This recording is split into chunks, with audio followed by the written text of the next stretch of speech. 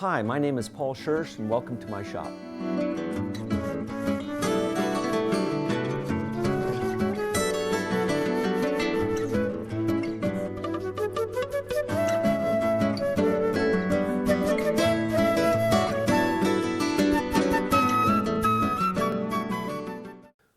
Welcome to Marquetry 101, Segment 3.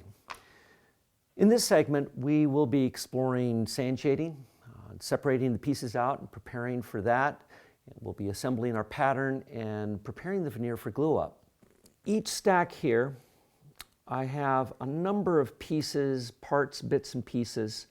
You see the gum tape is showing up, and on the other side, I'll see the actual color. And out of all these pieces, I'm going to pull out the cartoon, the two maple pieces, I'm not sure which one I'm going to use yet, and maybe a spare piece, let's see, this cherry piece. All these pieces here will go over into one corner of the board. These are all my spare parts. Again, I really don't throw anything away until the project is completed, and I'll put these back in its position on number 1 for sand shading. For the leaves, I need to select the proper grain orientation. So I have the bottom cartoon, the background, which I'm not going to use, and here are the two different leaf colors. As you can see, this one has grain going crosswise, and this is going the correct direction. I'll still pull out both of these leaves because I'll try it on one leaf to get the proper sand shading consistency, and so I have a backup, and I'll do the second one as well. So there we go. So when I'm all finished, it'll be time to sand shade. So I'm going to take this small frying pan and put silica sand in there. This is washed sand. You can also use play sand from Lowe's or Home Depot. And I probably want anywhere from 3/4 of an inch to half an inch, 3/4 of an inch of sand depth will be about right. But I'm going to let this heat up for about 5 minutes. So I'm well along in my sand shading, and the way I do that is I always keep these together with the cartoon, and I can see what part of the cartoon will require shading on this petal leaf. So let me see here. This is a piece of cherry. That's where it goes, and I can see when I put it down into the sand that it'll get a very faint line. I'm also making sure that I get it right where the cartoon designates where I should have that shading. Stick it down into the sand. Now, if it needs to shade within 5 to 10 seconds. If it's going too fast, what will happen is it'll char or burn the veneer, and too slow, it'll just heat the whole piece of veneer up. So if I can demonstrate, this is actually way too much. If you sand shade this much, it is too much, and it would indicate to me that it may be a little bit too hot. So you can either go more towards, don't put the piece in deep enough, or better yet, turn down the heat to a more acceptable level. On leaves, like this, you'll see that I have shading on the back end. Again, it needs to be in about 5 to 10 seconds. Still a little bit warm.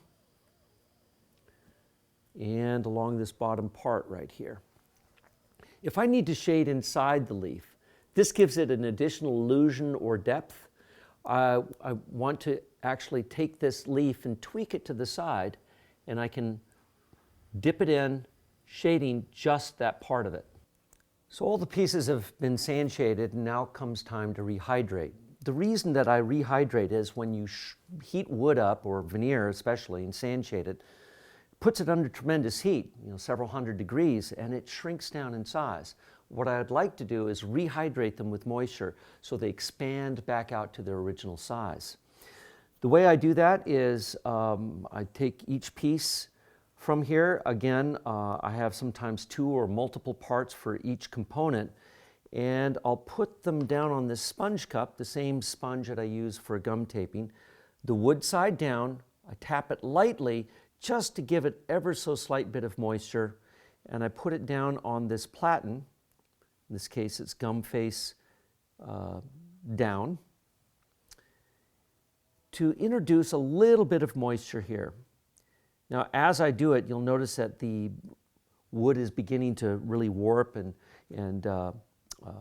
change, so I put another platen on top of it, which keeps it flat, and I can go on to the next one now.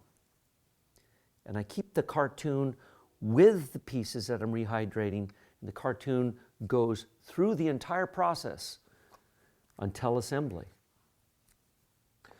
Okay, the pieces have been rehydrating for about 10 to 15 minutes, and now it's time to restack them back on our grid for final assembly. Final assembly occurs after we have taken this packet apart, and now I would like to use some type of glasses or safety protection to remove the nails. Now, I don't want to clip the nails. All I want to do is pry them up and lever them out using a pair of nippers. That nail will swing straight, and it will actually allow the pin to come out in one piece. Now, all the parts, everything is located in here. The bottom cartoon, this is the one that we need right here. The extra walnut, cherry, maple, poplar, and the top cartoon. Now it's time to assemble the pattern. For this, I need to stick it together in some way to hold it into one sheet, and one of the very simple ways I can do this is with shelving paper that you can get at a hardware store. And I find with this shelving paper, it's nice to put actually 2 layers down, one on top of the other. That way it tends to be a lot more pliable, and it tends to stick a lot better. So I'm going to mount this down and sticky side up, and I'm going to place my background. In assembling, I want to start with the extremities first. These pieces on the outside, I'll need to snuggle it in and start building in towards the center. So for this, I would need some of the leaves. Like here is a leaf number 16. I can see this leaf 16 here, and it needs to be flipped over onto the other side back in this little spot right here. I'll put it in and I'll spread it out. The adhesive is a little bit gummy here, and I'll spread it out to tuck it up against the background. Now comes time for the flowers. I'm going to start with the extremities. The flowers which are on either side, and that would be part number 21. Part number 21 right here. And this gets flipped over onto this side. So this is where it fits. And then so on and so forth. And as I continue to assemble, next will be the bud, next will be this side, and then again I'll start building the rows and building this other side and pull this whole pattern together. So my marquetry pattern is complete. There are a couple of small things that I need to fix with it. One is this small little area here where a piece of the veneer broke off. And what I need to do is take a little piece of matching veneer, and this is in the background, and I can get it pretty close. Again, I'd much rather have a gap than a lap, and I would almost be okay with glue or finish filling this little gap area, but to do a repair is very easy. Just put a little piece of veneer in here, holding it, cut it in with the back of the scalpel, and burnish it in. So now that the panel is completely done, and I've scuff sanded a little bit just to make sure that there is nothing that's standing up, it looks like it's complete. So I think that's all for Marquetry 101 segment 3, and we'll meet next time on segment 4 where we're actually going to glue this panel up, sand it, and finish it. Bye for now.